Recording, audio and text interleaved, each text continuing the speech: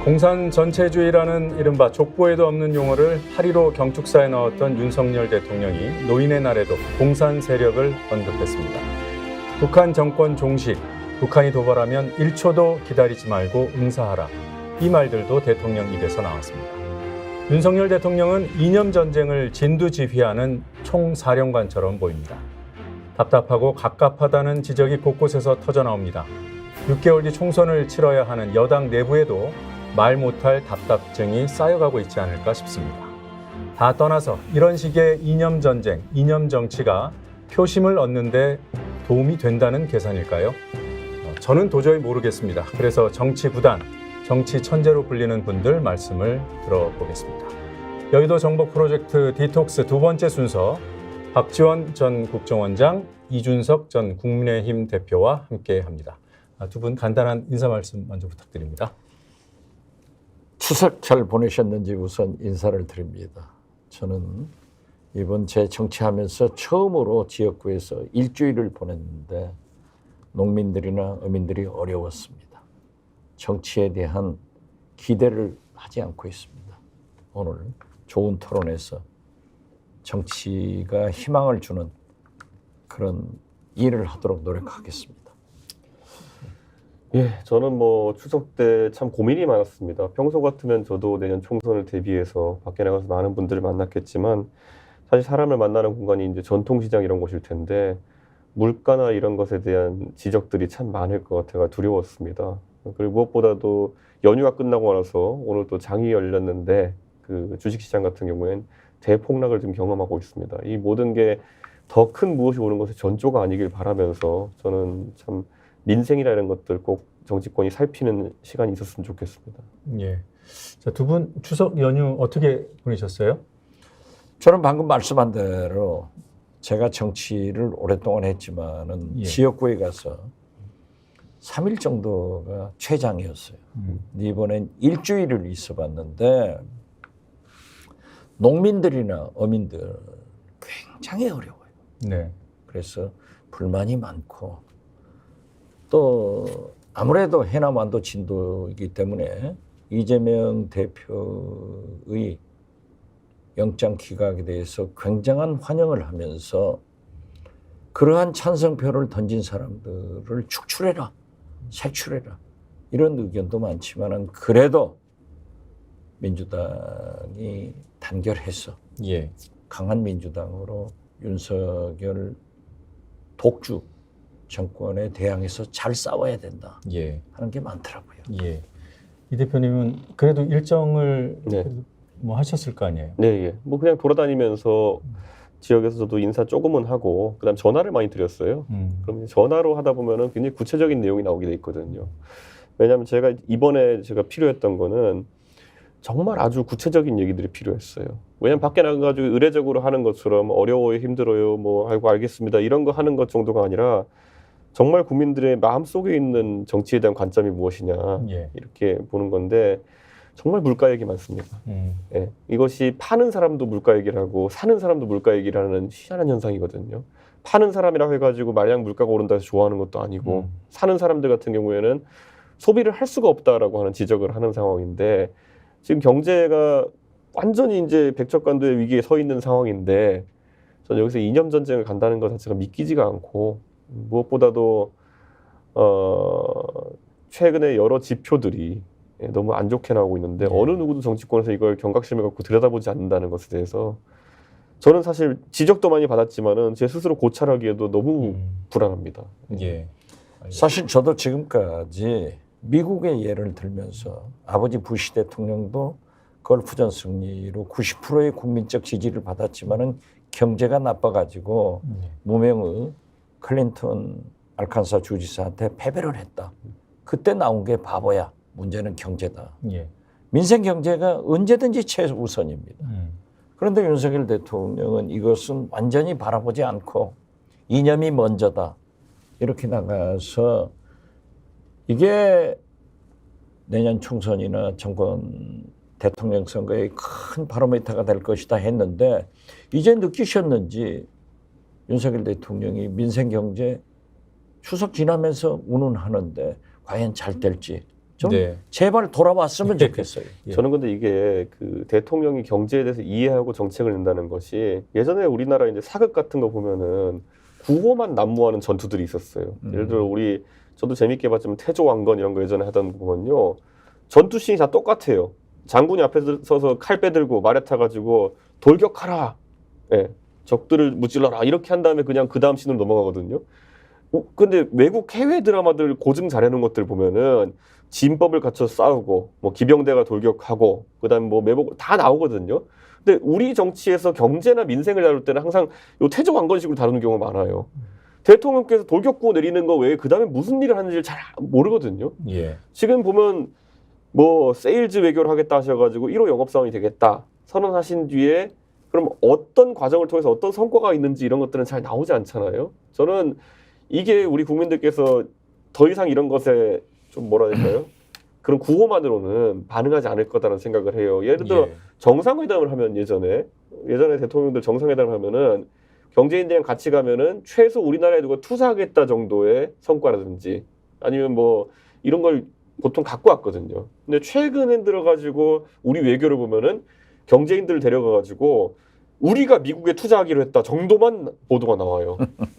근데 이게 어디서 잘못된 건지를 우리가 봐야 되는 거거든요. 예. 그러니까 경제인들은 원래 그런 거 하러 가는 게 아니거든요. 우리가 투자하는 거를 경제인들 앞세워가지고 외국 정상에게 잘 보이기 위해서 경제인 데려가는 게 아니거든요. 우리나라에 사는 사업에 대해 가지고 외국 정상도 관심을 가지고 뭐 도울 것을 협조하고 양쪽이 다 돼야 되는 건데 최근에는 그게 없어졌어요. 우리나라에 예. 투자를 결정한 기업이라든지 해외에서 아니면 어느 뭐 유명한 산업을 뭐 이끄는 사람이 한국 산업을 평가한다든지 이런 게 없어졌어요. 그래서 네. 저는 정상회담도 이제는 궤를 좀 바꿔야 된다 대통령께서. 예. 네, 지금 뭐 엑스포 실제로 외교밖에 없는 거 민생 아닙니까? 물가도 네. 오늘 아침 보면은 경유값이 1,700원을 넘었다. 오펙 플러스에서 원유 감산하면서 이미 원유가가 올라가고 있거든요. 예. 여기에 대한 대책이 있었는가?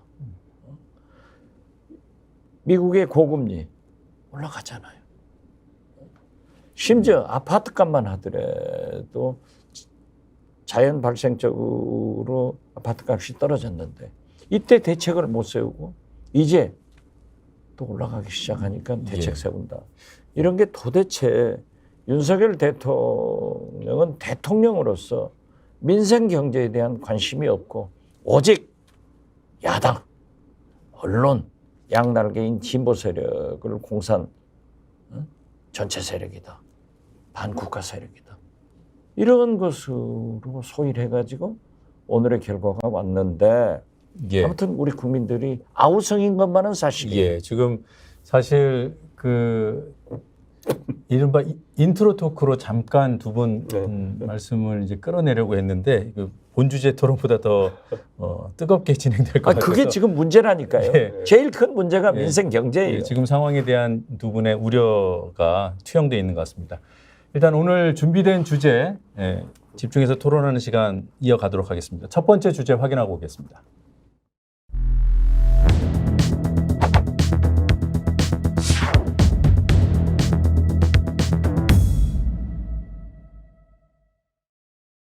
지금 이 보궐선거 하게 된 것을 가지고 민주당 쪽에서 많은 공격을 하고 있습니다.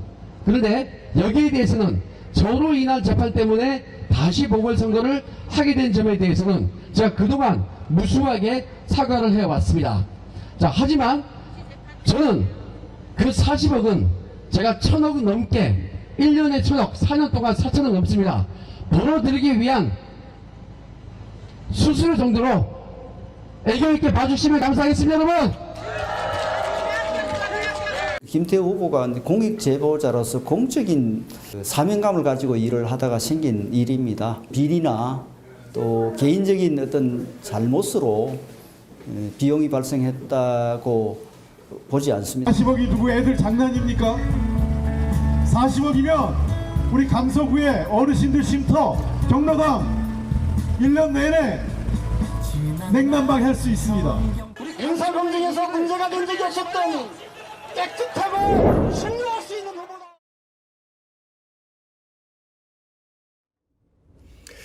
네, 앞서 들으신 그 김태우 후보의 40억 애교 발언은 약 일주일 전 28일에 나온 발언이더군요.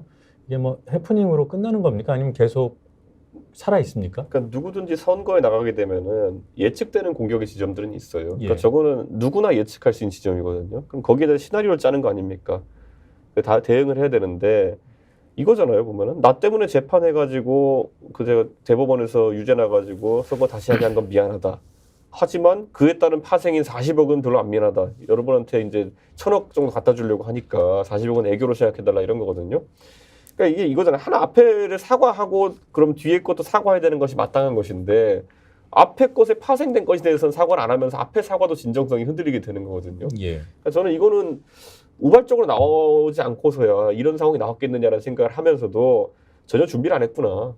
저는 그런 생각이고 두 번째로 우리가 봐야 될 거는 구청장이라는 자리가 기업인의 자리가 아닙니다. 그러니까 어떻게 1,000억을 벌 수 있게 해주겠다는 건지가 사실은 전 궁금하거든요. 참 공교롭게도 땅을 어쨌든 개발하는 과정에서 얼마를 환수했지만 민간업자한테 환수를 충분하지 못했다 그래가지고 야당 대표가 수사받는 상황 속에서 본인이 그런 걸 염두에 둔 것도 아닐 것이고요. 그러면은 1,000억을 번다고 했을 때 어차피 그 돈이라고 하는 것은 대부분 지방세수로 국민들이 낸 거거든요. 그걸 안 썼다고 표현한 거지 벌었다고 표현하지 않습니다, 보통. 예. 그리고 거기에 대해서 예를 들어 진짜 벌었다고 말을 하려면은 본인이 예를 들어서 기업을 유치해가지고 근데 1,000억을 매년 벌려고 하면요. 지방법인세로 1,000억이 들어오려고 그러면은 전체 법인세로 1조가 잡혀야 됩니다. 그러면 한 4, 5조 정도 매출나는 회사를 만들어야 되는 거거든요. 뭐 그런 실적이 있지 않고서야 지방세수를 내가 1,000억 정도 늘렸다는 말을 할 수는 없는 거거든요. 1년 동안에. 예. 그러니까 저는 이것도 그냥 세세하게 들여다보면은 선거를 너무 피상적으로 치려고 하는 게 아니냐라는 생각이 듭니다. 지금 국민들 입장에서는 이미 행정 공백 때문에 어느 정도 피해를 입었다 생각하는 분들도 있을 텐데 거기에 대해 가지고 비전으로 그냥 1,000억 몰아줄게 이거는 예. 좀 약했다. 이런 예, 생각이 뭐 듭니다. 단순 해프닝으로 치부할 사건은 아니다. 사안은 아니다. 애교치고는 너무 비싸죠. 예쁜 애교를 부려야 되는데 애교 2번이면은 뭐 40억 날아가는 애교는 국민들한테 강서 국민들한테 필요가 없습니다. 네. 지금 이준석 대표께서 1,000억 얘기를 했는데요. 그렇게 한다는 게 아니에요. 김태우 후보는 대통령하고 가까우니까 검찰에서 같이 근무했으니까 내가 사법부에서 유죄 판결을 받아도 1, 2개월 만에 복권해서 국민의힘에서 김기현 대표가 공천을 주저할 때 무슨 소리야? 복권했으면 해야지. 그래가지고 공천했잖아요. 예. 그래서 대통령한테 1년에 1,000억씩을 가져오겠다는 거예요. 그런 얘기를 했더라고요. 네. 어떻게 됐든 글쎄요. 구청장 선거는 또 이 보궐선거는요. 역대 선거를 보면은 집권 여당에서는 가급적 축소해서 조용히 치르려고 합니다. 예. 그 지역에 맡겨두는 거예요. 그런데 이번에는 저게 전국 선거로 만들어 놓은 거예요. 누가 만들었습니까? 윤석열 대통령이 만들었죠. 자, 안철수, 나경원, 권영세, 정준석 다 내보냈잖아요. 예. 그리고 김기현 대표도 거기 가서 살아요. 그런데 어떻게 됐든 진교훈 대표는 제가 맨 처음 데리고 가서 강서에서 강연을 했어요. 반응이 좋더라고요. 후보자가 되기 전입니다. 후보 되기 네. 전에요. 실내 강연을 했는데 자 보세요. 지금 여론조사 선거 동안에는 발표할 수 없지만은 선거 전에 보면은 1.1% 처음에 앞서더니 지금은 거의 10여 프로 앞섰더라고요. 진교훈 후보가 돼요. 경찰 vs 검찰. 경찰이 이기는 거예요. 그런데 만약 패배를 하면은 예. 저는 김기현 대표가 책임을 지고 비대위원장 시스템으로 갈 거고 네. 그러면은 윤석열 대통령은 분노 장애가 안 되시는 분이에요. 분노 조절 장애. 조절이 조절 안 장애. 된다. 네, 조절 장애가 안 된. 조절이 안 된다. 그러면은 검찰 출신 내년 총선에 몽땅 공천할 거고 폭망할 거고 이랬을 때 저는 윤석열 대통령이 본격적인 레임덕 현상으로 집어들 거다. 그래서 저는 강서구청장 선거를 키워가지고 전국 선거로 만들어가지고 윤석열 대 이재명 싸움으로 만들어가지고 폭망한다. 저는 그렇게 봅니다. 저는 이번에 그 선거 구호를 보면서도 이런 게 있어요. 저희가 계속 탄핵 이후에 판판이 지다가 결국에는 김종인 이준석 체제에서 지난 서울시장 보궐 때부터 정립한 체계가 굳이 간단히 표현하자면 세대포 이론이요. 그리고 전략상으로 보자면 젊은 세대의 표를 최대한 많이 끌어들이는 거예요. 그리고 일정 부분 성과가 있었으니까 계속 이겼겠죠. 그런데 그러면은 강서구라는 동네에 와서 보면 저도 강서구에 지인들이 참 많은데 강서구의 지금 젊은 사람들 같은 경우에는 전세 사기 때문에 피해 본 사람들이 굉장히 많습니다. 예. 이 지역이 고도 제한이 있고 그러다 보니까 그 특성상 고층 아파트보다는 빌라촌이 형성되는 경우가 있고 그 안에 보면은 금융대출이나 이런 것 때문에 아주 고레버리지로 빌라 지은 분들이 있고 그래서 결국엔 전세 사기라는 단계에 이르게 된 거 아닙니까? 예. 그런데 여기다 들어가가지고 거기서 지금 실제로 자기 살던 보증금 뺏겨가지고 지금 고생하는 사람도 많은데 빌라를 아파트로라는 구호라는 게 일부 이제 그런 땅을 소유하고 있는 개발을 목적으로 하는 사람들에게는 소구력이 있겠으나 화곡동 일대에 근데 나머지 사람들이 듣기에는 야 나는 지금 보증금도 떼어가지고 지금 치가 떨리는데 지금 여기서 개발 이슈를 꺼내냐라는 얘기가 나올 수밖에 없어요. 그래서 저는 이게 되게 안타깝고 이럴 때일수록 그런 이슈를 피해가고 부동산 개발 이런 이슈 피해가고 그 다음에 이제 해야 될 것이 강서구 하면 이제 대표적으로 여기가 9호선하고 공항철도 타고 다니는 사람들이 네. 그러니까 여의도나 아니면 강남 아니면은 시내로 출퇴근하기에 교통은 별로 불편하지 않으면서 상대적으로 주거 비용이 저렴하기 때문에 사는 곳이다라는 인식이 있다고 한다면은 그 사람들이 바로 예전에 대선 때나 아니면 지방선거 때 아니면 그전에 서울시장 보궐선거 때 민주당에서 벌어져 가지고 국민의힘을 찍었던 그런 젊은 사람들입니다. 그럼 그 사람들이 지금 바라는 건 뭘까? 가서 탐문하고 저도 몇 명 탐문해 보니까 알겠어요. 요즘 니네 삶이 뭐 때문에 힘드냐? 제가 제 지인들한테 물어보니까요. 아우 그 서해선 전철 생기고 그 김포 여기 사람들 밀려들면서 요즘 가양역에서 9호선 앉아서 못 타요 절대. 그리고 앉아서 못 타는 건 다행이지. 급행 같은 건 기다려서 타야 돼요. 막 이런 얘기 하거든요. 그러면 그거를 어떻게 해야 될까 하면 뭐 증차를 해달라 아니면 6량짜리를 8량으로 늘려달라 아주 구체적인 요구사항을 젊은 사람들 얘기하거든요. 젊은 사람들은 다 찾아보고 구체적으로 요구해요. 그럼 그런 것들이 전면에 서야 되는 거거든요. 다시는 예를 들어서 9호선 승강장이나 공항철도 승강장에서 기차를 하나 보내고 타는 일이 없도록 만들겠습니다. 같은 구호로 가면은 몇만 명이 거기에 대해서 공감할 수 있는 거예요. 예. 그리고 그거 하는데 의외로 돈 많이 들지 않습니다.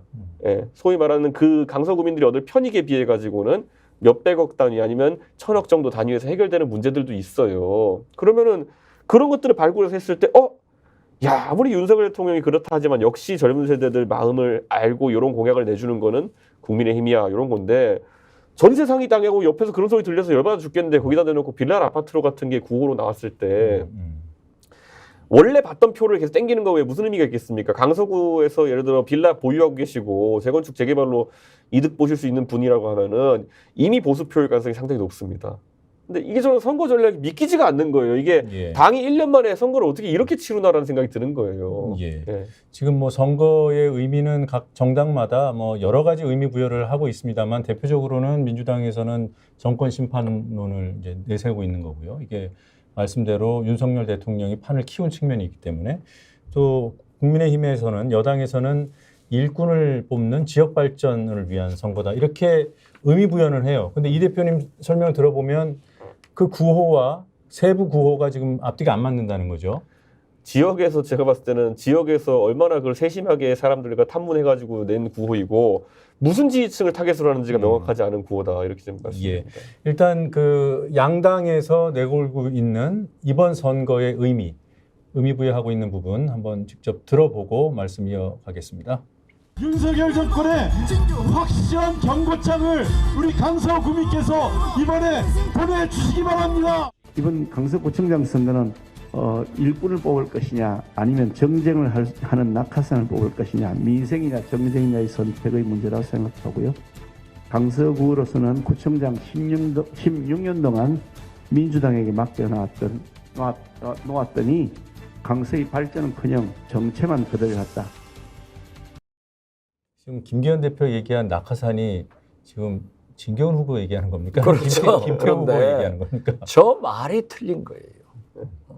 제가 모두에 말씀드렸지만은 역대 보궐선거는 집권 여당 대통령 비서실에서는 축소한다니까요. 예. 자기들이 키워놓고 민주당이 얘기하는 정권 심판론 했잖아요. 그래서 이번은 소위 김태우 국민의힘 후보, 진교훈 민주당 후보의 싸움이 아니라 윤석열, 이재명의 싸움이 돼버린 거예요. 예. 누가 키웠냐? 저 김기현 대표가 키운 거예요. 네. 지금도 똑같은 얘기 하잖아요. 그래서 저는 이 중간평가의 성격이 굉장히 강하고 이게 바로모타가 돼서 내년 총선 이어진다 하는데 방금 이준석 대표가 말씀하신 대로 피부에 와닿는 공약이 아니잖아요. 얘기를 하면은 손해보는 공약에 넘어가겠느냐. 네. 그래서 나는 준비 안 된 국민의힘의 보궐선거다. 네. 그렇게 보고 이 있어요. 결과를 이제 판세를 매우 명확하게 단호하게 말씀하셨어요. 여당이 진다고 동의하십니까? 저는 저 스타일로 선거를 치러가지고 이겨본 적이 언제인가를 한번 국민의힘의 이제 리더십에게 물어보고 싶거든요. 저 전략이 뭐냐면은 제가 어제도 KBS 더 라이브 가서 공개했지만은 당협위원장 단톡방에다 그런 거 돌리고 있어요. 오늘 가가지고 충청 향후의 사람 누구 만난지 적어서 내라. 그리고 뭐 오늘 가가지고 강서구에서 점심과 저녁을 먹었는지 적어서 내라.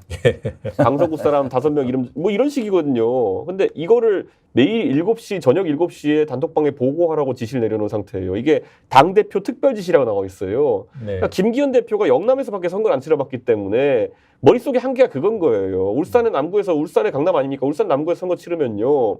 거기서는요. 어르신들한테 욕 안 먹기 선거를 치르고 있는 거예요.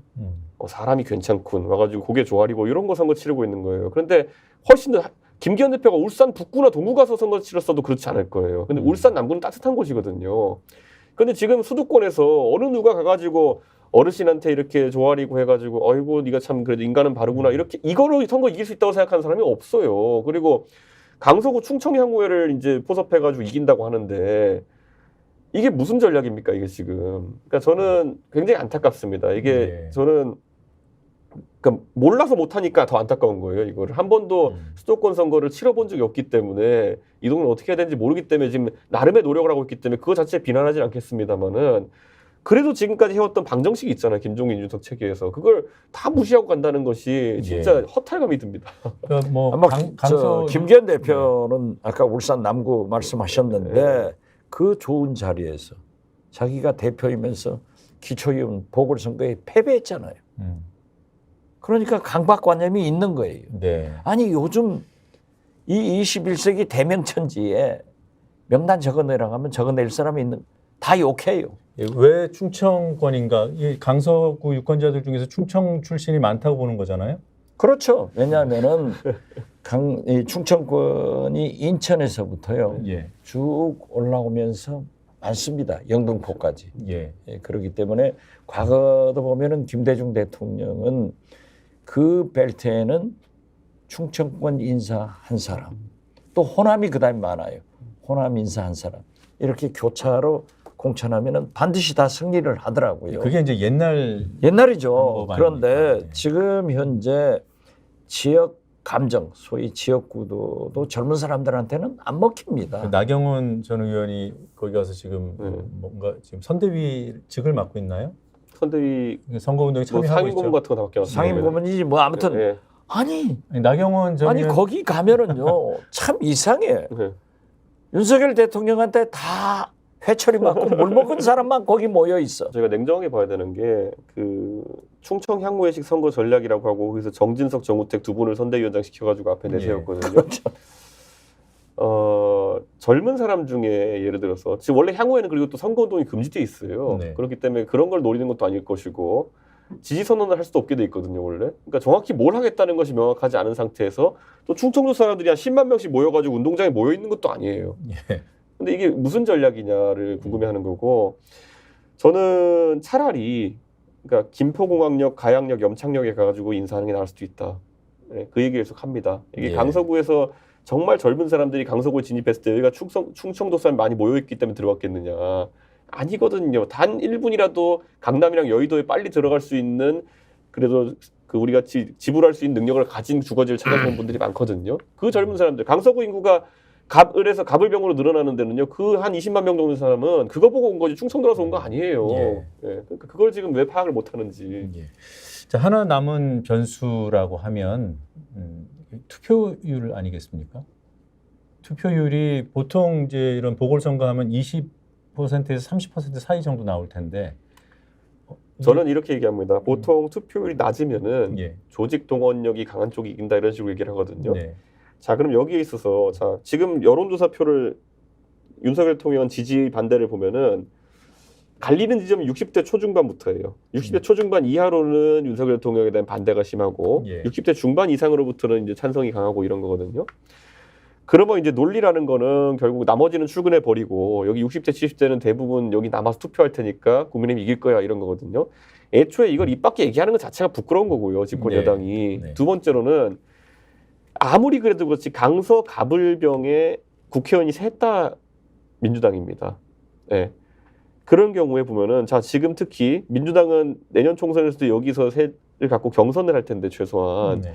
그러면요 경선을 한다고 하는 확신이 있는 당에서는요 당원을 거의 배바지까지 끌어올려 놓습니다. 여기까지. 그러니까 다 끌어놓어서 당원 10,000명 넘을 거예요. 여기 아마 강서 갑을병에 다 끌어올려가지고 이 사람들이 그러면은 얼마나 강서 갑을병에서 각각 득표율이 나오냐에 따라 가지고 내년 총선 공천에 있어가지고 상당한 부담을 느낄 겁니다. 예. 의원들이. 그러면은 조직 총동원령을 내릴 곳은 오히려 민주당이에요. 그러니까 저는 이거를 약간 착각하면 안 되는 것이 옛날 생각으로 이게 뭐 조직 총동원령을 내리면은 노인층이 많은 국민의힘이 유리할 것이다 이렇게 얘기하는데 저는 그거 제가 지금까지 경험하진 못했습니다. 이것도 과거 선거다. 네.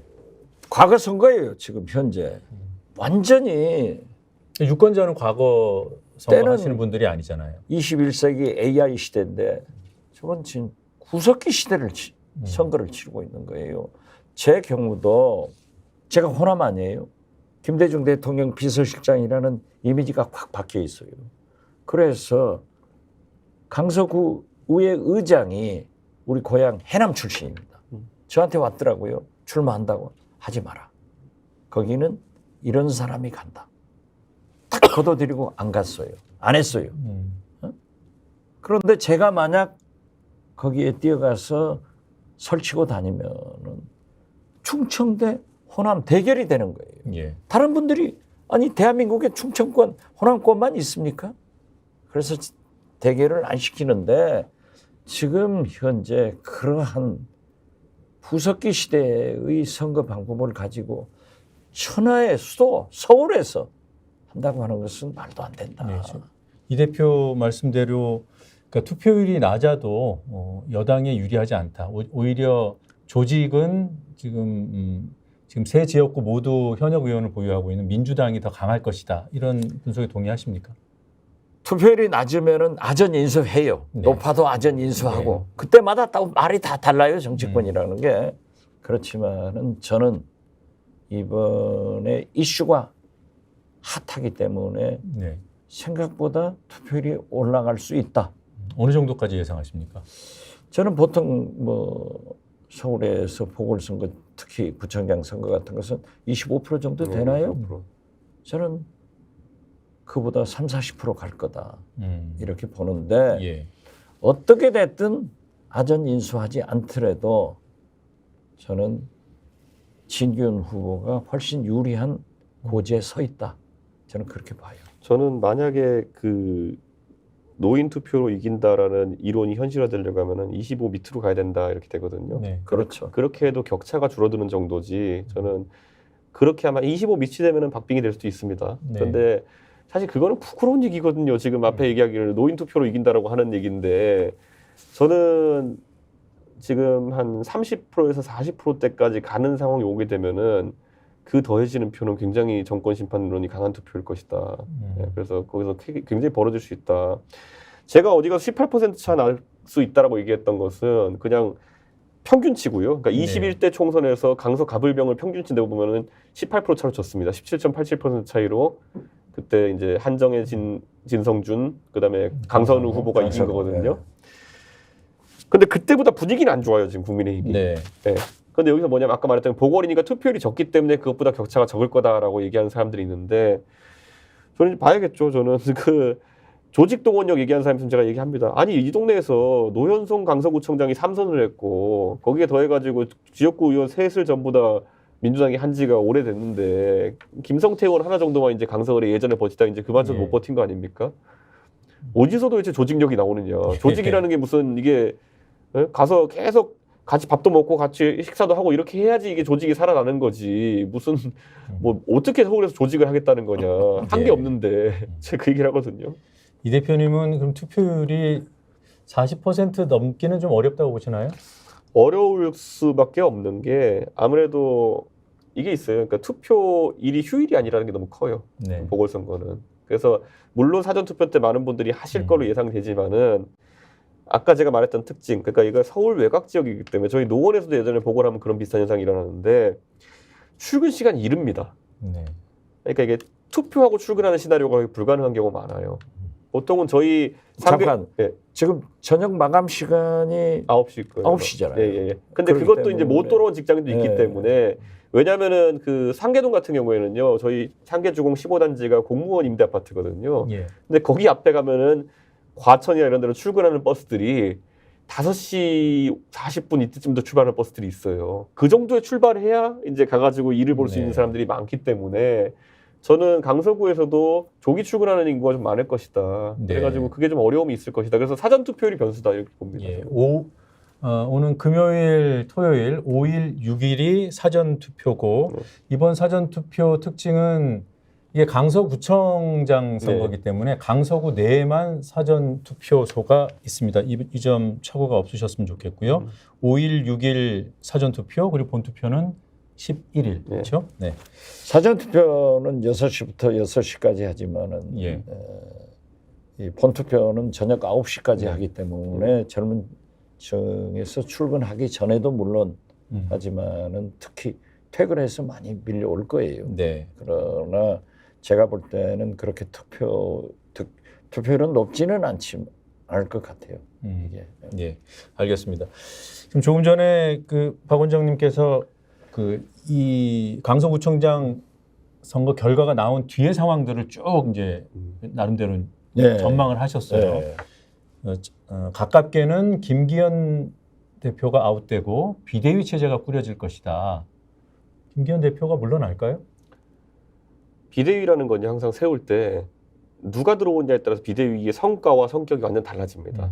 그런데 지금 제가 봤을 때는 윤석열 대통령이 참 이 말하는 것도 윤석열 대통령이 선택하는 선택의 폭이 넓지 않습니다. 예. 원래 가장 유력한 카드로 두고 있던 게 한동훈 장관과 원희룡 장관 정도였을 거예요. 예. 그런데 원희룡 장관은 뜻하지 않게 이미 일찍 앙평고속도로건으로 타격을 입었고 그리고 한동훈 장관은 이번에 구속영장 기각 때문에 또 한번 타격을 입었고 그렇기 때문에 뭔가 전환의 계기가 있지 않은 상황에서 바로 내기가 힘든 카드입니다. 예. 그러면 이제 윤석열 대통령의 생각하에서 관리형이라고 하는 사람들이 그럼 많이 카드가 있느냐? 그렇지도 않습니다. 윤석열 대통령이 보수의 원로라고 하는 분들과는 굉장히 소원한 관계가 지속되어 왔거든요. 왜냐하면 이분들은 왠지 모르겠지만은 잘 대우를 안 해주셨어요. 그러면 남아있는 게 결국 보수가 받아들이기 어려운 약간 원로 유형. 네. 그랬을 때 이제 계속 언론에서 하마평에 올랐던 게 김한길 전 대표라든지 이런 분들이 얘기 나오잖아요.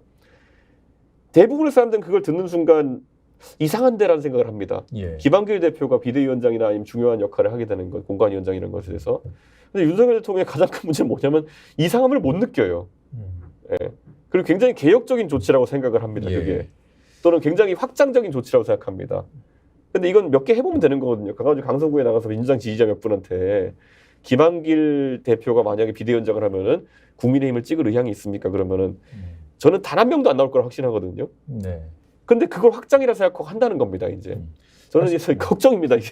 아니, 초대 총리 한덕수 총리 되기 전에 그 김한길 총리론도 있지 않았습니까? 하마평에 오르는 것은 많으니까 그건 생각할 필요 없고요. 예. 저는 윤석열 대통령이 발상의 전환을 해서 이준석 비대위원장을 임명하지 않았으면 제일 좋겠어요. 네, 안 왔으면 좋겠다. 가지 마시라고.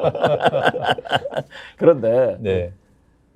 저는 김기현 대표는 울산 남구 자기 기초의원 보궐선거에서도 패배하고 이번 강서구청장에서 패배를 하면은 패배의 이미지가 살아가는 거예요. 예. 저 사람은 선거 때마다 졌다. 물론 이준석 대표는 대통령 선거, 지방선거 다 이겨놓고도 쫓겨났지만은 그래서 저는 비대위원장 체제로 가는 것은 자명한데 네. 권영세 음. 전 통일부 장관이 지금 강서에 가 있거든요. 그 카드로 만들고 있지 않는가 저는 그렇게 점쳐봅니다. 예. 권영세 카드는 어떻게 전망하세요? 현실성이 있을까요? 뭐 대한민국의 탑 스파이 앞에서 제가 정보를 얘기하기 좀 그렇지만은 예, 제가 봤을 때는 탑 스파이 아니야. 전직 탑 스파이 하시죠 그냥. 예. 근데 그 권영세 장관은 굉장히 좋은 캐릭터를 많이 가지고 계신 분이고요. 그리고 좋아하는 후배들도 많고 정치인들이 좋아하지만은 또 석연치 않은 이유로 대통령에게 한 소리 들었다라는 얘기가 또 나오고 있습니다. 예. 석연치 않은 이유로 그러니까 우리 입장에서는 상식적으로 이해는 안 가지만은 또 눈밖에 났다는 얘기가 있으니까 저는 그것도 현실화되기 어려울 거다라는 생각을 지금으로서는 합니다. 그리고 이걸 보셔야 되는 게요. 대통령이 이 많은 이해 안 되는 행동을 했을 때 믿는 구석이 하나 있었기 때문에 했을 거 아닙니까? 예. 그 믿는 구석이 권영세였을 거라고 저는 생각하지 않아요. 나름 대통령이 봤을 때는 영웅적인 인물 하나 만들어 놓으려고 했겠죠. 그래서 몰아주기 한 거 아닙니까?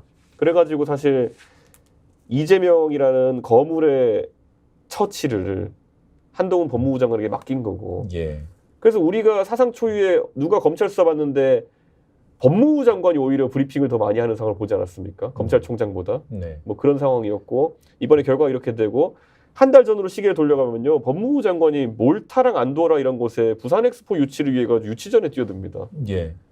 근데 오늘 공교롭게도 기사를 보니까 몰타랑 안도라가 이제 각각 사우디와 로마, 이탈리아 지지를 선언했더라고요. 근데 이런 거를 그러면 법무부 장관의 직역 밖에 있는 역할이 자꾸 주어진다고 하는 것은 뭔가 경험을 쌓게 하고 뭔가 한 단계 도약하라는 취지로 기회를 준 것인데 저는 이 계획이 지금 이제 좀 약간 불투명해진 게 대통령이 네. 가장 곤란할 지점일 것이다. 네. 아마 권영세니 원희룡이니 이렇게 2선급 카드는 지금까지 고민 안 했을 겁니다. 무조건 얘한테 몰아줘야지 이러고 있었을 겁니다. 자, 권영세 전 통일부 장관도 눈밖에 났다. 그러면 윤석열 대통령 눈 안에 든 사람은 영부인밖에 없잖아요. 그런데 최근 누가 누구 눈에 들었을까요? 대통령 눈에 그런 건가요? 영부인이 들었죠. 네. 영부인 눈에도 대통령이 들었고. 그런데 나 재밌는 게 지금까지 국민의힘을 국힘당 하면 굉장히 싫어했는데 이제 이미지 쇄신하기 위해서 뭐 젊은 세대들이 좋아하는 기억 히읗으로 표현했더라고요. 그러니까 일부 언론에서 김기현 아니냐. 그런데 김건희다. 그런데 네. 누가 더 받아들여요? 네. 그래서 나는 비대위원장을 또 아이고 그렇게는 안 되겠죠. 그거는 중국 역사에도 몇 번 없는 일입니다. 그래요? 그러니까 그거는. 네. 그 아까 웃자고 한 얘기입니다. 저도 웃자고 한 그 얘기입니다. 한동훈 장관 이제 몰타 안도라 엑스포 유치를 위한 출장 갔었잖아요. 그때 그 윤 대통령이 장관들한테 이제 가라고 해서 그 일환으로 갔었던 거고 말씀대로 공교롭게 한 장관이 접촉했던 몰타 안도라는 다른 데를 지지 선언했고 또 앞서서 뉴욕에 가서 40여 개국 정상들을 만났는데 대통령이 한 것도 다른 거 했잖아요. 네, 그 파라과이 대통령이 만난 바로 다음 날 사우디 코피는 왜 흘리신? 네. 저는 그러니까 이걸 계속 제가 지적하는 게 이걸 보시고 또 보수 쪽에 지지하시는 분들은 야 이준석이 무슨 뭐 맨날 보수 안 되길 바라냐 이렇게 얘기하시겠지만요. 딱 봐도 뭔가 성과가 잘 안 날 일에만 지금 올인하고 있어요. 네. 그러니까 저는 계속 얘기하잖아요. 저는 부산 엑스포 유치하기를 누구보다 바라는 사람이고 그와 관계없이 전략 자체가 올드하지 않느냐. 이게 실제 유치를 하기 위해서 간 거냐 아니면은 기네스북 기록 얘기하고 뭐 코피 얘기하면서 국내 정치에 대해서 하고 싶은 말 하시는 거냐 명확하지 않아요. 그러니까 예를 들어 중국이 제3세계 국가들 예를 들어 아프리카나 중동 이런 숫자 많은 나라들을 관리하기 위해 가지고 공적 원조나 이런 걸 통해 가지고 지원한 것도 상당하고 예. 그리고 가가지고 뭐 중국 기업에서 사실상 건설 프로젝트 진행한 것도 많고 예전에 일본이 상사들이 진출해가지고 중동과 아프리카에서 민간 외교를 해가지고 많이 떴다 이런 얘기했던 것처럼 중국도 그런 노력을 해놓은 게 있는 거예요. 근데 거기 지금 가서 맨땅에 헤딩하면서 코피 흘렸다 이거는 국내용이죠. 이거는. 예. 그건 기네스북에 올라가기 위해서 코피도 흐르고 정상회담 많이 했는데 제가 우리 국제 WTO 사무총장을 김대중 대통령 비서실장 하면서 최초로 당선을 시켜봤어요. 그때 김대중 대통령한테 제가 말씀드린 게 88 올림픽이나 2002 월드컵 유치를 사실상 우리 기업인들이 했습니다. 정주영 회장 나서고. 그래서 저는 어떤 경우에도 대통령도 법무부 장관이 뛰는 것은 그건 진짜 넌센스예요. 외교부 장관이 잘 하겠지만은 저는 엑스포 유치도 대기업의 회장들이 아프리카나 중동이나 남미나 동남아시아 가면은요 어떤 경우에도 대통령이 다 만나줍니다. 여기에서 유치를 하는 게 가장 바람직한데 글쎄 한동훈 장관 그렇게 노력했는데 잘 안 됐네요. 예, 한 장관 얘기 나왔으니까 민주당에서 한 장관 탄핵 추진할 가능성이 있습니까? 저는 이렇게 2년 이상 서울중앙지검, 수원지검, 성남청 3개청에서 376번, 400여 번의 압수수색을 했지만은 보고 싶다 증거야. 쌍방울 김성태 회장을 국내로 소환하면은 변호사비 대납, 대북송금 다 나올 걸로 알았어요. 저는 쌍방울 김성태 회장하고 압니다. 그래서 저는 최소한 이재명 대표하고 잘 아는구나 했더니 일면식도 없어요. 결국 기각됐잖아요.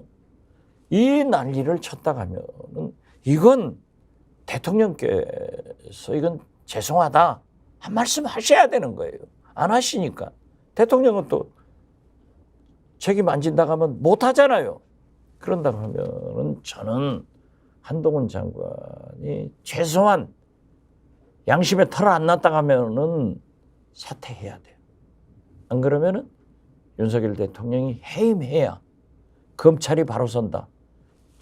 사퇴도 해임도 하지 않는다고 하면은 유일한 카드인 국회에서 탄핵의 절차를 밟아야 된다.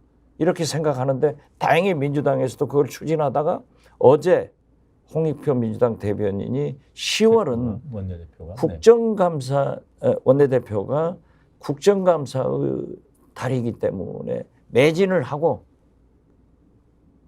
탄핵 여부는 결정하겠다라고 했더라고요.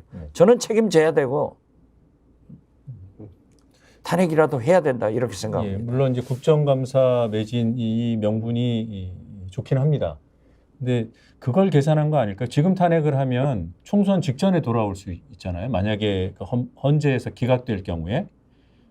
근데 일단 직무정지를 시켜놓고 총선을 넘기려면 탄핵하는 시점을 최대한 뒤로 미뤄야 되는 거 아니냐. 이런 계산이 깔려 있을 수 있죠. 물론 정당이니까 그런 정치적 계산도 할 수 있지만은 이건 그러한 계산을 할 필요 없이 10월은 국정감사의 달이기 때문에 야당 타임입니다. 민주당 타임입니다. 일단은 국정감사에 주력하는 부분에 그렇죠. 의미를 둬야 된다. 그렇게 하고 국정감사에서 법사위에서는 한동훈 장관의 여러 일탈된 언행에 대해서 규탄을 해가면서 국민 여론을 쌓아가는데 국정감사의 후에 이제 또 대정부 질문 하거든요.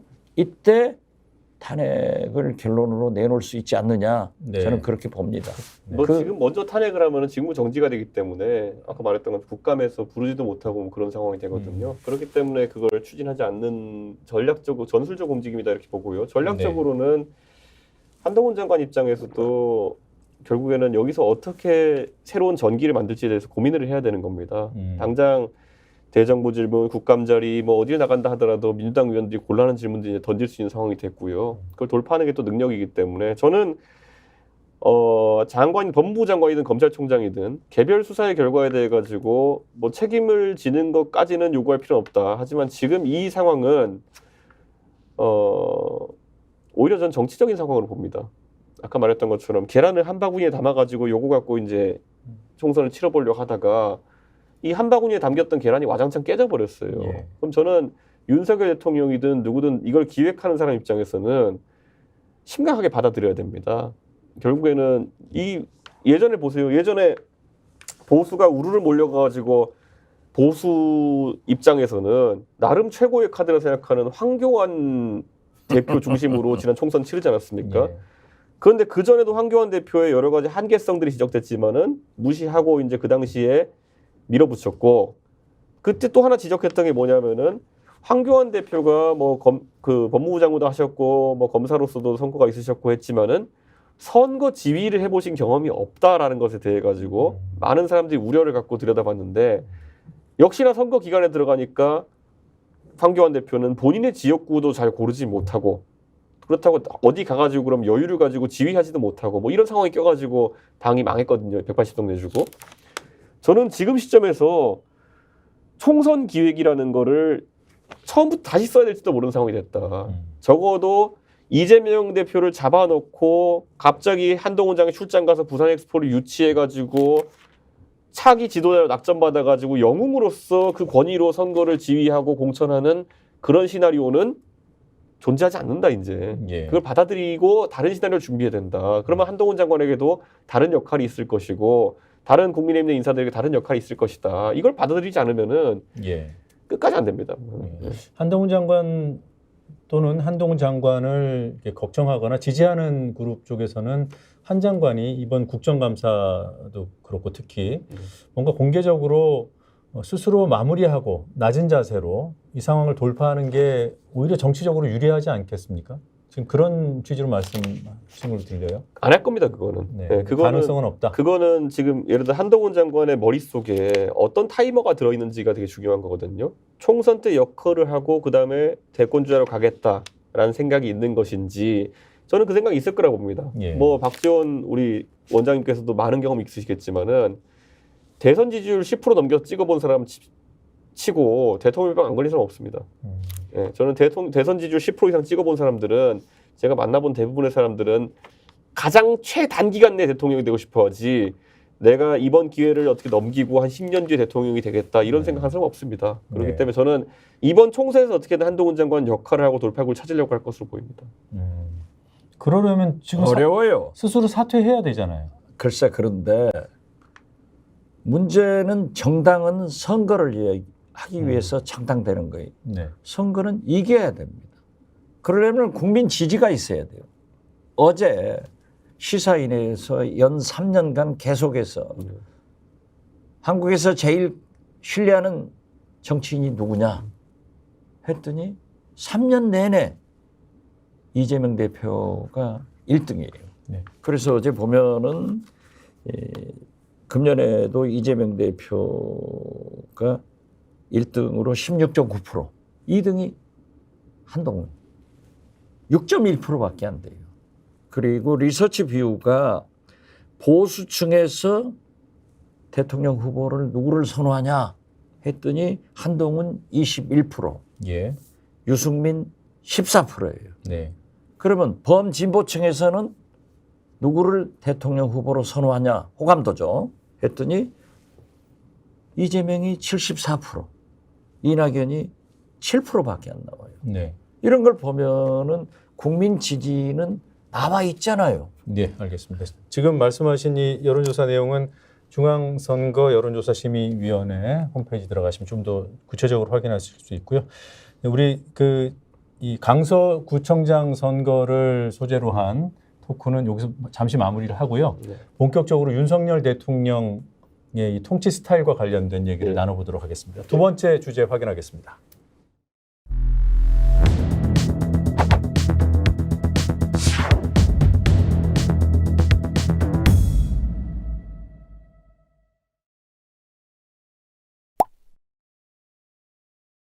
뜬금없는 떼쓰기식 영수회담 제안은 앞뒤도 맞지 않을 뿐더러 진정성도 보이지 않습니다. 민생 영수회담 제안은 전형적인 딴청 피우기 화법입니다. 밑도 끝도 없이 발로 문을 박차고 들어가면서 사장 나오라고 해, 라며 고함치는 것 같습니다.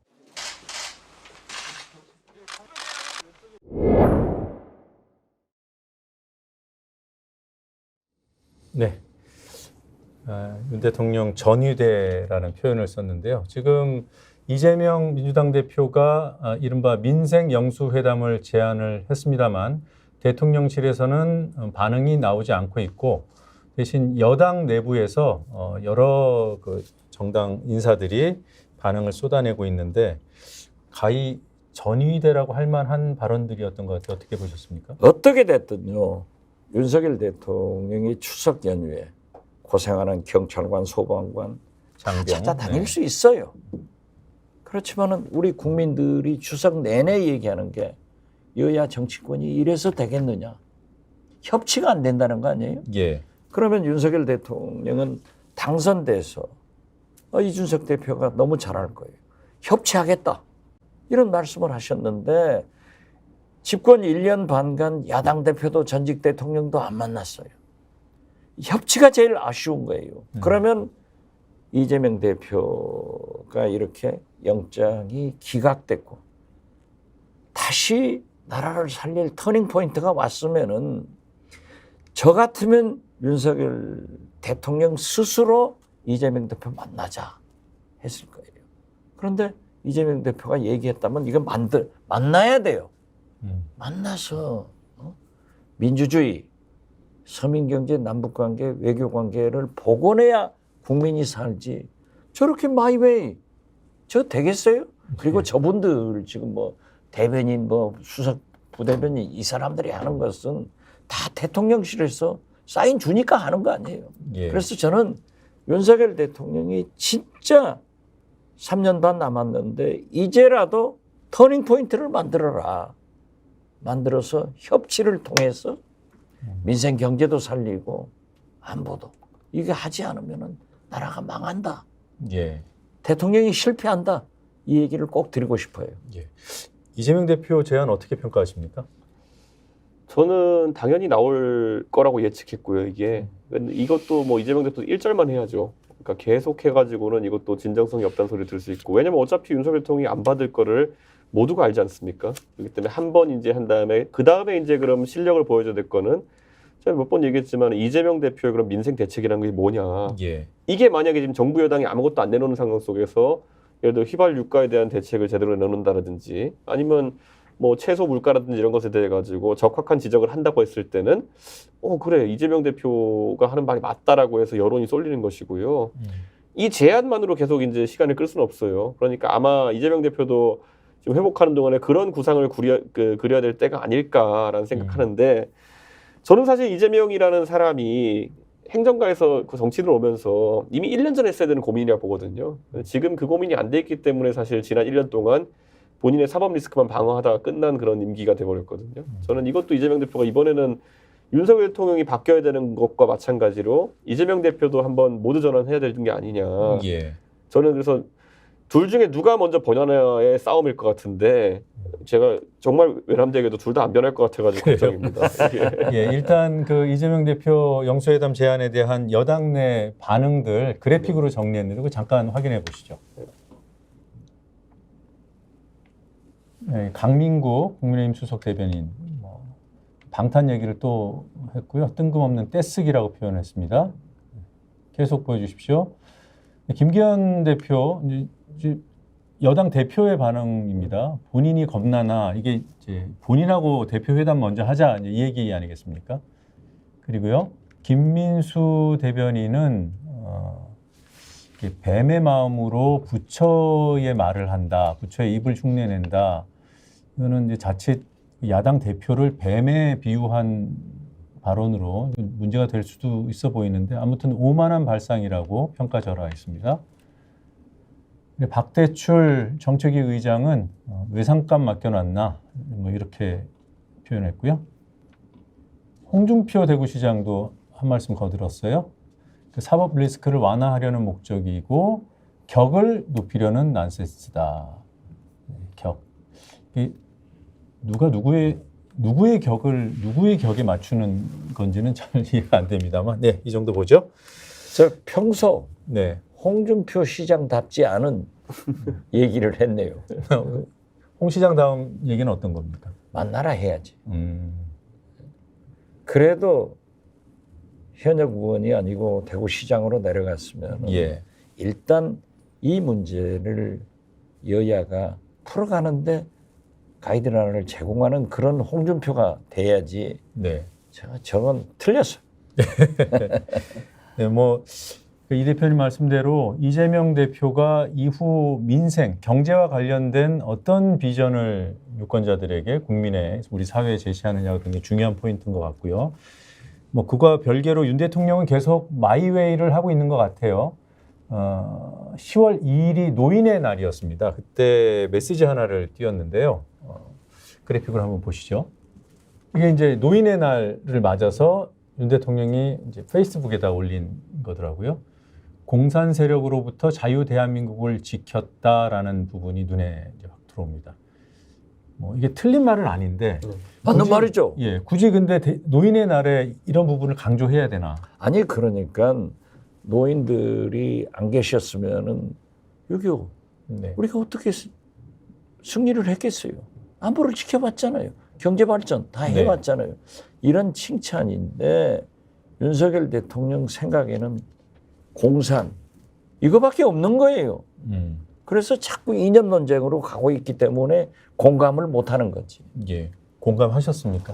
전 대통령이랑 그때 대선 때 같이 다니면서 기억에 남는 가장 인상적인 장면이었던 것 중에 하나가 뭐냐면은 어디가 시장인가 아니면은 길거리인가 인사를 하는데 갑자기 대통령이 어떤 아이를 하나 이제 초등학교 입학할 때쯤 됐는데 아이를 하나 만나더니만은 딱 이렇게 얘기하더니만은 아이고 할아버지가 어때? 뭐 이렇게 물어보더라고요. 본인을 할아버지로 지칭하시더라고요. 그래가지고 윤석열 대통령 되게 의외다. 정치인들은 조금이라도 젊어 보이려고 본인을 아저씨라고 지칭하거나 이렇게 할 텐데 굉장히 그런 거에 있으면 겸손하구나 생각했는데 저는 윤석열 대통령이 본인의 포지션을 그렇게 이제 장년층으로 잡아놓은 상황 속에서도 더 어르신들을 대상으로 해서 저런 메시지를 발송한다고 하는 거는 처음에 본인이 대통령께서 젊은 사람들이 뭐 30대 장관도 좀 나오고 이렇게 국정의 중심에 설 수 있겠다라고 했던 것과는 완전 다른 행보거든요. 지금 저런 것에 감사하는 것도 전 중요하다 생각하지만은 미래 문제에 대해서 굉장히 고민을 많이 해야 되는 상황인데 그 고민이 안 보이니까 젊은 층이 떠나고 있는 거거든요.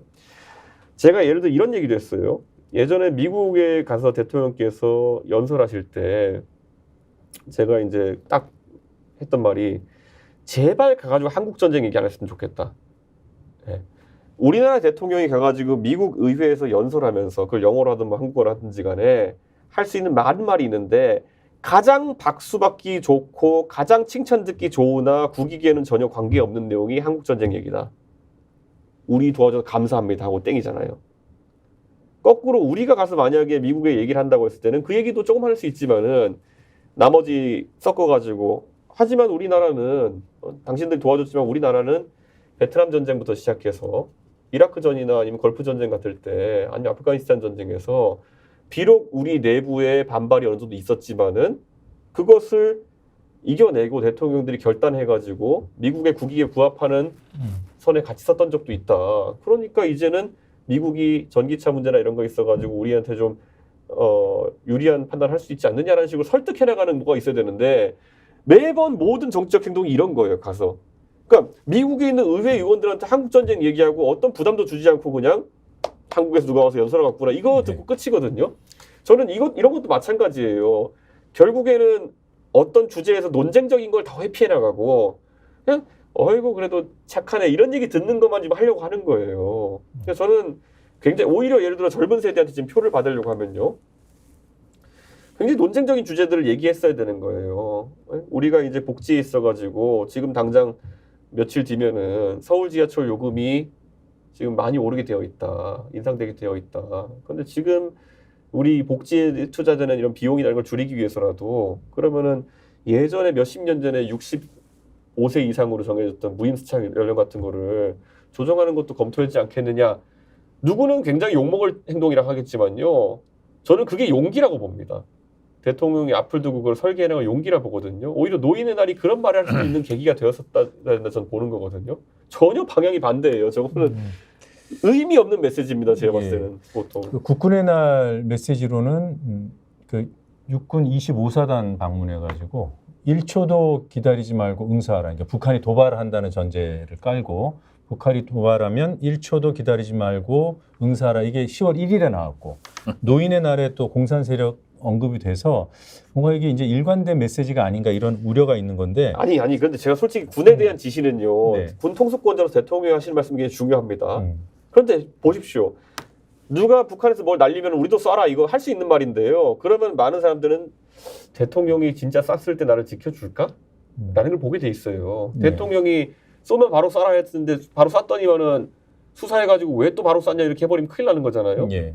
지금 해병대 사건 때문에 군 통수권자가 완전히 지금 시건을 하는 사람처럼 돼버렸어요. 검사로서 당신께서 뜨신 이유는 권력에 굴복하지 않고 수사를 해서 떴다라고 되어 있는데 정작 박정훈 대령이라는 사람은 지금 수사받고 이번에 억지로 이제 기소까지 한다는 거 아닙니까? 불구속 기소해가지고 재판까지 간다는 건데 처음에는 뭐 항명의 수괴라는 그런 아주 엄청난 단어를 써가면서까지 대령 하나 짓밟으려고 한 거 아닙니까? 예. 그러니까 저는 이게 지금 영이 설 리가 없어요. 이게 듣고 나서 나한테 묻지 말고 바로 쏴라라고 했다 그래가 누가 쏘겠습니까? 예. 1초라도 저 발언과 핵 공격을 하면은 종식시켜버린다. 정권 종식시키겠다. 이건요 합참 의장이 하실 말씀이에요. 대통령은 그게 아닙니다. 네. 제가 대통령은 그게 아니에요. 예. 그렇기 때문에 자꾸 전쟁 쪽으로 몰아가지만은 저는 그렇게 생각해요. 제가 판단하고 있는 기준은 한반도 전쟁은 없습니다. 국지전은 있을 거예요. 산발적으로. 왜 전쟁이 없냐? 북한은 미국이 무서워서 못 일으키고 우리 한국은 미국이 못하게 하니까 못하는 거예요. 예. 자꾸 저렇게 하시면은 진짜 방금 말씀한 대로 쏴버리면 어떻게 될 거예요? 전쟁 나는 거 아니에요. 예. 정권 종식? 아니 미국에 보세요.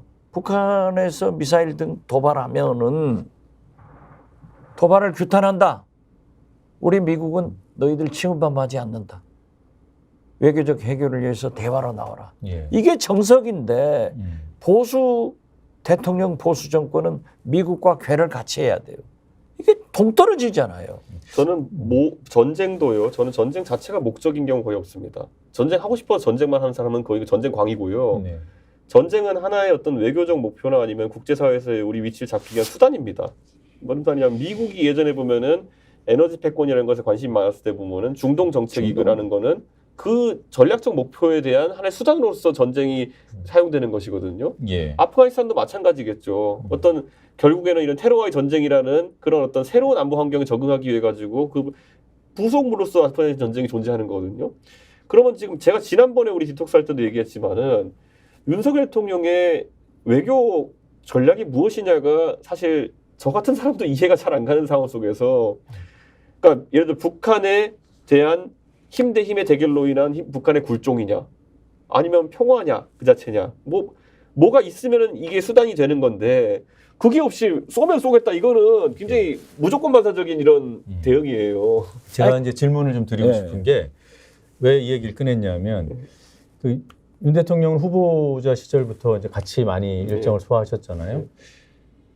과거에 이런 이념적인 이제 그 당시에 이런 이념적으로 매우 이제 그 비중 있게 생각하고 그런 발언들을 하고 뭐 일부에서는 호전적이라는 표현도 쓰던데 그런 성향이 보였던가요? 저는 이런 전쟁 얘기까지 할 일은 없었는데 처음에는 그런데 그때 터졌던 부정선거나 이런 거에 대해 가지고 네. 어느 정도 좀 공감하는 느낌을 가지고 계시더라고요. 일종의 음모론일 수 있는 부분에 공감도 한다. 아이, 왜 그러시지 이렇게 하고 그때는 그냥 물음표하고 대화를 바로 종결했는데 저는 그런 게 저는 부정선거라는 거는 어디 이론도 아니고 철학도 아니고요. 대한민국 유튜브에서 슈퍼챗 빨아먹으려고 만들어낸 담론이거든요. 이거는 정치인들이 애초에 다루면 안 되는 주제예요. 그런데 그거를 네, 그 이제 이해가 됩니다. 그 박성중 국민의힘 의원이 지금 이 얘기와 맥이 다 있을 수도 있는 얘기를 기자회견에서 하고 방송 나와서 했어요. 한번 들어보시죠. 우리나라 보트를 자평양 세력들과 중국의 특정 세력들이 개입하는 것이 일부 드러난 것이라 할 수 있습니다. 이것은 다음 카카오만의 문제가 아닙니다. 민주당이 그동안 자행한 후안부 지향, 여론조작 드루킹 사건처럼 이번 강서구청장 선거도 안심할 수가 없는 상황입니다. 특정 1% 사람들이 보수 진영화를 저열하게 공격하고 있습니다. 드루킹 시즌2가 기우만이 아닐 것입니다. 예. 저기 두 분 아시겠지만 이게 이제 다음 이제 포털 다음에서 포털. 아시안 게임 응원하는 그런 기법으로 클릭 응원이라는 걸 만들었는데 한중 축구 대결이 있었던 날 중국을 향한 응원이 10배 이상 많았다. 그거 91%가 나왔다는 거 예. 아니에요? 좀 이상하긴 하죠. 자, 그러면 우리가 예. 어떤 의혹을 보통 만들어낼 때는요. 그러면은 의혹을 어쨌든 수행한 당사자들이 어떤 이익을 취하려고 했냐를 봐야 되는 거거든요. 예. 그럼 뒤집어 말하면은 중국이 예를 들어 공작의 주체라고 보자. 그러면 중국이 저렇게 해가지고 대한민국에서 중국에 대한 호감도가 높아질 거라 판단했다고 하면 중국은 바보입니다. 그러니까 애초에 누가 했는지가 성립이 안 되는 상황이거든요. 예. 그리고 그래서 나중에 탐문해봤더니만은 DC 인사이드라는 어떤 사이트의 한 유저가 이게 클릭이 그냥 로그인도 안 해도 되고 계속 누르면 되는 걸 보고 매크로를 만들어서 심심해서 해봤다는 거 아니에요. 예. 그리고 처음엔 중국 게이트처럼 해가더니만 나중에 뭐 투르크메니스탄 같은 것도 나오고 이렇게 해가지고 희화화가 되고 종결된 사안인데 그걸 하루 뒤에 박성중 의원이 끌고 나오고 대통령실에서도 우려스럽다라고 얘기를 하고 저는 이게 뭐냐면요. 지금 믿고 싶은 것만 믿는 거예요. 그러니까 예. 이번에 강서구청장 선거가 어려운 것 같은데 이거는 중국 때문이야만 하는 거예요. 근데 북한 개입 의혹까지 박성중 의원이 아니, 기자회견에서 밝혔습니다. 제가 말씀드릴게요. 언급을 했습니다.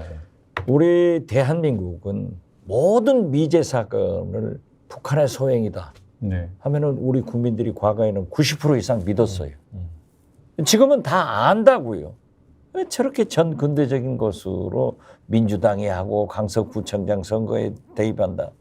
저걸 누가 믿어요? 그러니까 저렇게 보시면은 그냥 대단한 일처럼 보이잖아요. 그 보수 유튜브 좀 보시면요. 거기는 매일 하고 있어요, 저거를. 뭐냐면은 지하철역 앞에다 판때기 세워놓고 길거리 여론조사라고 자기들끼리 스티커 붙여가면서 윤석열 대통령 지지율이 80%라고 맨날 하고 있어요. 네. 그러니까 그런 거랑 다를 게 없는 게 놀이예요, 저거는. 가가지고 여론조사는 다 틀렸다. 여론조사는 전부 다 조작이다. 왜냐?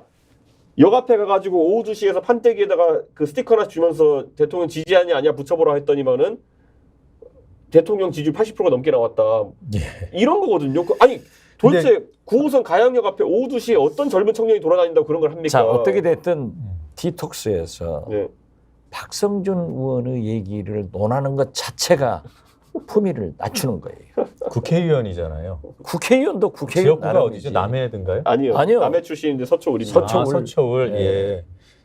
그렇군요. 맞습니다. 그렇기 때문에 오마이뉴스 루포 기사를 보니까 서초울에서도 여당 의원이 부동산 등 그 가장 민감한 장소 아니에요. 그런데 맨 저런 발언만 하니까 바꿔야 된다. 예. 이런 얘기를 했더라고요. 네. 앞으로는 뭐 박성중 누구든지 의원 발언은 안 다루는 걸로 저런 사람 얘기를 다루면은 디톡스가 예. 아니라니까요. 알겠습니다. 네. 토톡스지. 지금 이제 국내 정치에서 대통령이 주도하고 있는 이른바 이념 정치, 뭐 거기에 부합하는 조금 전에 그런 발언들, 자, 이것과 별개로 우리나라 국제사회에서 지금 미국, 일본과의 삼각동맹, 뭐 여기까지는 좋아요.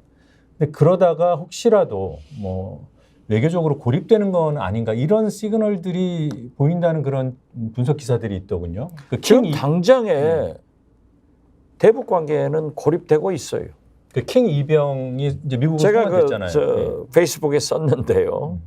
킹 이병이 이례적으로 71일 만에 북한의 사법부 결정에 따라서 중국으로 추방을 합니다. 네. 그러니까 미국에서 중국으로 와가지고 군용기로 실어서 미국에 입국을 시켰는데 부산 거쳐서 그렇죠. 네. 어떻게 됐든 보시면 과거 원비어 사건 때 보더라도 그때 그 데려온 사람이 조셉 준 당시 국무성 수석 부차관 보였습니다. 예. 지금은 이제 바이든 대통령의 특사 겸 태평양 군도 대사를 하고 있는데 최선희하고 해서 데려간 거예요. 예. 북한은 딱 보면은 항상 미국의 장관급 인사가 와서 사과를 하고 내줘요. 그리고 체제비도 다 받아요. 네. 그런데 이례적으로 71일 만에 중국으로 오산 미국으로 갔단 말이에요. 저건 무언가 북미 간의 대화가 되고 있다. 안 그러면은 지금 이미 일본은 북한과 대화를 되고 있어요. 여기서 잠깐만 죄송합니다. 지금 그 시청자 여러분들께서 혹시 그 킹 이병이 누군지 모를 수 있으니까 지난 7월이었죠.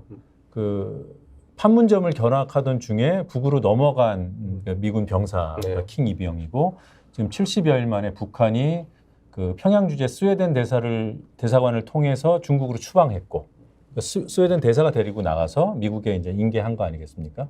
네. 그렇죠. 예. 그런데 제가 문재인 대통령 정부에서 국정원장을 했을 때 사실상 스가 총리를 특사 자격으로 2번 만났어요. 네. 지금 일본의 가장 큰 현안은 북한의 납치 그리고 유해를 송환받는 거예요. 지금 기시다 총리도 그게 문제예요. 네. 그렇기 때문에 일본에서는 전후 보상비, 소위 대일 청구권 자금을 북한에 주겠다. 구체적 액수까지 제안을 하고 있는데 김정은은 지금 돈이 필요한 거예요. 네. 그러니까 대화가 하고 있어요. 그렇지만은 제가 2000년 6.15 남북정상회담 특사를 할 때도 김대중 대통령, 임동원 국정원장, 박지원 특사는 미국과 모든 것을 상의하는 거예요. 네. 심지어 김대중 대통령은 숨소리까지 미국에 다 알려줘라 해가지고 상의를 하는데 이런 걸 보면은 미국의 양해하에 일본이 북한과 접촉하고 있다. 어제 그제 보니까는 일본 언론이 기시다 총리한테 물으니까 답변하지 않겠다 하는 거예요. 기시다 총리는 계속 그 북일 정상회담을 하겠다고 공언을 그렇죠. 여러 차례 해왔고, 그렇죠. 이번에 확인된 것이 이제 지난 3월과 5월에 그 북한과 일본 간의 접촉이 있었다는 거잖아요. 있었다는 것을 지금 현재 인정은 하지 않지만은 부인도 하지 않고 있잖아요. 예, 네. 그리고 또 하나의 방법은 지금 미중 간의 공급망 등 무역 여러 가지 문제가 대만 등 문제가 네. 있잖아요. 네. 그렇지만은 중국은 북한을 지렛대로 해서 늘 미국과 브릿지 역할을 합니다. 그렇기 때문에 저는 최소한 북미 간에 북일미 간에 북중미 간에 대화가 돼서 킹 이병을 데려갔다. 예. 그렇게 되면은 결국 우리만 한반도를 문제를 책임져야 될 윤석열 대통령만 패싱당하고 있기 때문에 네. 이러한 것은 좀 지양되자 했으면 네. 좋겠어요. 한반도 운전자도 아니고 조수석에도 못 타고 방관자도 아니죠. 지금. 아예 그럼 차에 못 탈 수 있다. 완전히 패싱당한 거죠. 지금 그 킹 이병 이 사안을 보면 이제 킹 이병 사안을 고리로 해서 미국과 북한이 뭐 당연히 접촉을 했을 것이고 그 접촉의 그 채널이 어느 정도까지 가동됐을까 이제 이 그 분석들이 나오던데 이 대표는 이번 일이 북한과 미국의 어떤 근본적인 관계 개선으로까지 나가는 그런 계기가 될 수 있다고 보십니까? 그러니까 제 입장에서는 북한 입장에서 이제 물 10ml를 채운 거죠. 물 반잔 이런 식으로 우리는 일본에 그냥 통 크게 반잔 주고 시작했지만은 예. 북한은 10ml 채운 겁니다. 그럼 여기에 미국이 다시 10ml, 20ml 얹을지는 미국이 이제 가지고 있는 카드를 봐야 되는 것이고 외교라는 게 그렇게 하나씩 빌드업 해가면서 사실 관계 개선되고 하는 거거든요. 예전에 중국과 미국이 절대 개선할 수 없는 관계라 생각했던 사람들은 대탕트의 분위기 속에서 조금씩 10ml씩 차가는 걸 확인했었잖아요. 예. 그 메카시 선풍에 얼마까지만 해도 놀던 그 미국이 갑자기 거기서 중국과의 나중에 스포츠 외교까지 가면서 그걸 풀어냈다고 하는 것이 무슨 의미인지 대만을 버리면서까지 그걸 풀어낸다는 것이 무슨 의미인지에 대해 가지고 그때 봤잖아요. 미국의 외교가 어떤 것인지를. 저는 지금 우리도 봐야 되는 게 이게 그냥 좋아 이렇게 하는 식의 외교로 해서 갈 수 있는 정도 수준이 아니라는 거죠. 이제 네. 적어도 한국과 북한을 둘러싼 열강들의 외교라고 하는 것은. 그래서 저는 최소한 우리 입장에서 4개국 외교라고 하는 것은 물론 우리가 미국과 일본의 우선순위도 할 수 있겠지만은 계속 챙기면서 가야 되는 거예요. 그렇죠. 네. 예. 그리고 최고의 역량의 외교관들이 그러면 이렇게 다 대사로 나가 있느냐? 지금 또 그런 것 같지도 않거든요. 저는 이것에 대해 가지고 저는 예전에 안보실장으로 김성한 실장이 있다가 별로 처음에는 뭐 외교 선생이니 뭐 이런 얘기까지 듣다가 네. 갑자기 벼랑간 갑자기 잘리고 이제 미국에 가 있던 조태용 대사를 불러들여 가지고 거기 앉힐 때부터 조태용 대사는 정말 훌륭한 분이지만은 그러면 외교의 맥이 좀 바뀐 건가? 궁금해서 대전략이 뭐가 바뀌었는지 파악해 보려고 해도 별다른 내용이 없어요. 예. 그러니까 그때 그냥 사람만 갈면서 그냥 가고 있는 분위기인데 저는 위험하다 봅니다. 네, 이거. 지금 시간이 많이 문재인 흘러서, 네. 대통령은 이명박 박근혜 10년간 단절된 대북 외교를 그래도 김정은을 설득해서 남북 정상회담을 3번 했고요. 네. 21세기 최대 사변인 북미 정상회담을 2번 하고 트럼프 대통령이 김정은을 3번 만났지 않습니까? 예. 그래서 우리가 주도적 역할을 한 거예요.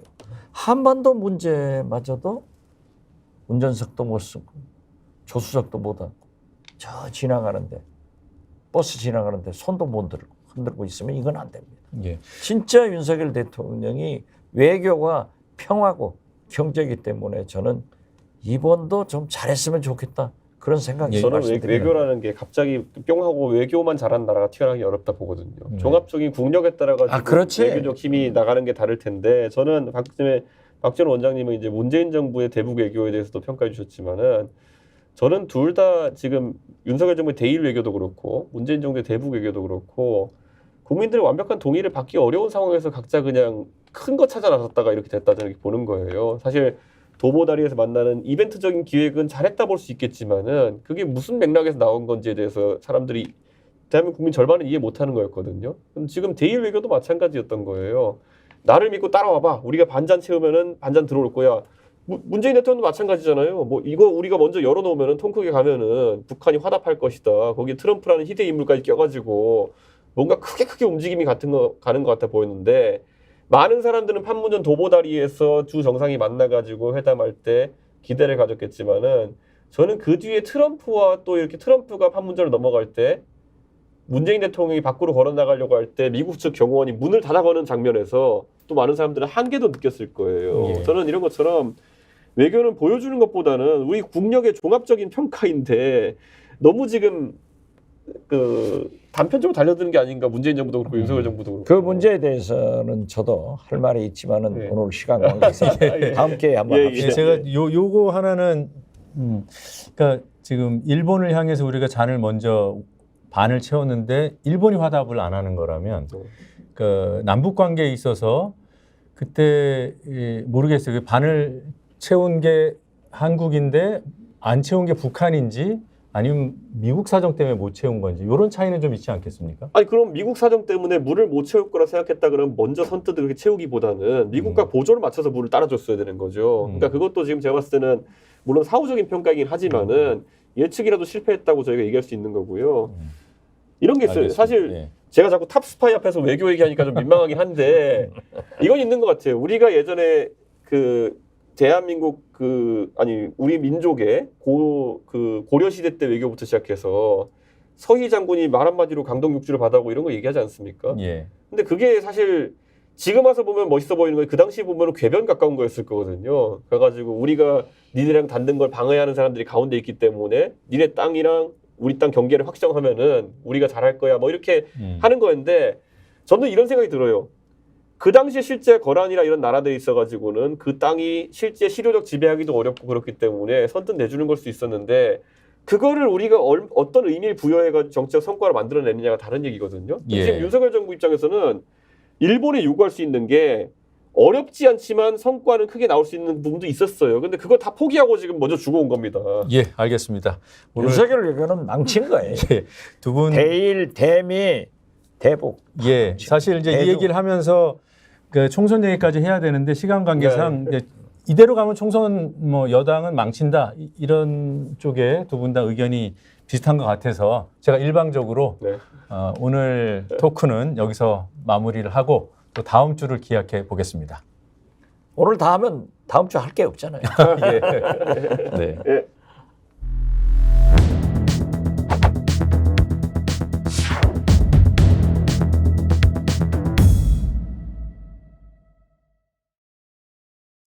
아이고 오늘도 아주 열띤 토크였습니다. 일단 목 좀 축이시죠. 예. 예. 건배는 건배를 하지. 건배를 마지막에 해야 짜는 되는데. 이유를. 아시안 게임이 지금 예. 진행 중이잖아요. 짧게 마무리 토크 하겠습니다. 어떤 장면이 가장 인상 깊었습니까? 저는 아시안 게임보다도 그 아시안 게임에 그 우리 선수들이 결승선을 앞두고 대만 선수에게 추월하는 장면 있지 않습니까? 네, 롤러 계주 3,000m. 예. 그렇죠. 근데 그게 참 선수들한테도 아픈 기억이겠지만은 저는 선수들이 그걸 딛고 더더욱 발전하길 바란다는 생각에서 응원을 올려보내고 싶어요. 예. 그런데 그걸 여당의 여의도 연구원장이라는 사람이 조롱조롱 글을 썼습니다. 페이스북에. 그러니까 저는 아무래도 저보다도 훨씬 더 젊은 선수들이니까 그렇게 뭐 작은 실수를 할 수 있겠지만 실력 면에서는 누가 봐도 탑 클래스라는 거 아닙니까? 그럼 더 응원해줘야 되는데 여당의 여의도 연구원장이라는 사람이 조롱인지 뭔지 알 수 없는 글로 이제 그걸 썼던데 저는 이렇게 생각해요. 저는 아시안 게임이라는 것도 이제 엘리트 스포츠 아닙니까? 어떻게 보면. 예.